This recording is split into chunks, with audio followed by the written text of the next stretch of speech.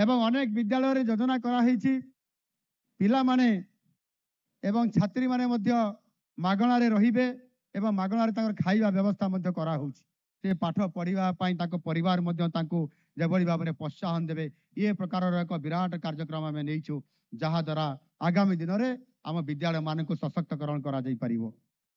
एभली 148 टी बालिका हॉस्टेल एवं 314 टी बालक हॉस्टेल कार्यक्रम करिबा निमंते सरकार तरफ समस्त पदक्षेप निया जाउछ। मोट 400 अभिभावक मानकर अनुरोध एवं ताको मन रे कष्ट हेइतिला एवं समाने ये 2000 टंका लेखा पिला मान प्रति खर्च करी पारिबे नाही बोली जेते बेले समाने मना करी दउछंती। 55 टी हॉस्टेल रे अंतेवासी मानक ठारू मासिक 2000 टंका लेखाएं खाइबा खर्च आदाय निमंते पूर्वर मार्गदर्शिका जारी होइतिला एवं सेते बेले अनुरोध करिथिले हमकु जे आमे एते खर्च देई पारिबु नाही ए खर्च को सरकार निजे बहन करंतु। एणु आम सरकार ए कथा को विचार करले दबा पाई पड़िबो नाही से खर्च सरकार निजे बहन करिवे एवं आनुषंगिक समस्त व्यवस्था हवा सहित एथिपाई मध्य सरकार वार्षिक बजेट रे जहाँ 63.7 एवं अभिभावक मानकर कथा को रक्षा करी मासिक खर्च 2000 टंका लेखा देबा पाई पड़ुथला पिला मानकर पाई खर्च ताकू एणिकी सरकार घोषणा करुछंती जे आगामी दिन रे से 2000 टंका पिला मान 70 कोटी टंका थिला ताकू 187 कोटी टंका को वृद्धि करिछंती एवं निश्चित भाव रे यहा आमे तुरंत कार्यकारी करिया पे जाउछु।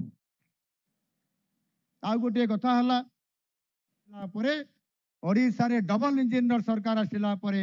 आज पीएम श्री योजना को लागू करा हबो। केंद्र सरकार राज्य सरकार का मिलित योजना रे यह कार्यकारी हवा द्वारा प्रत्येक विद्यालय को सशक्तकरण करा जिबा सहित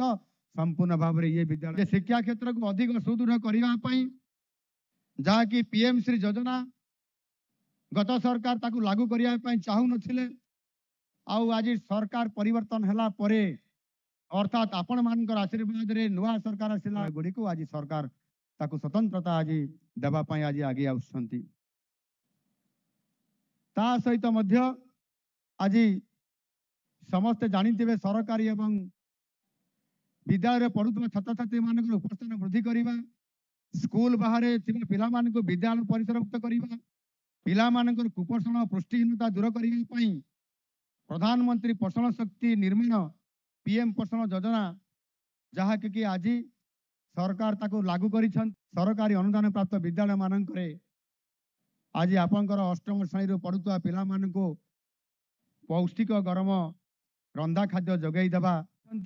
एवं संपूर्ण भाव में आज पिला मानकर पाई विद्यालय मानकर यह कार्यकारी करा जाऊ अछि।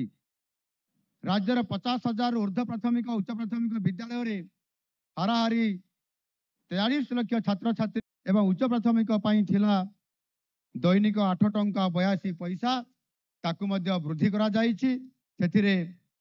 प्रति पिला पिछा 1 टंका हिसाब रे वृद्धि करा जाइछि जाहरी एही मध्याह्न भोजन योजना रे उपकृत हेउछंती। वर्तमान यही योजना रे प्रत्येक प्राथमिक छात्र छात्री दैनिक भोजन खर्च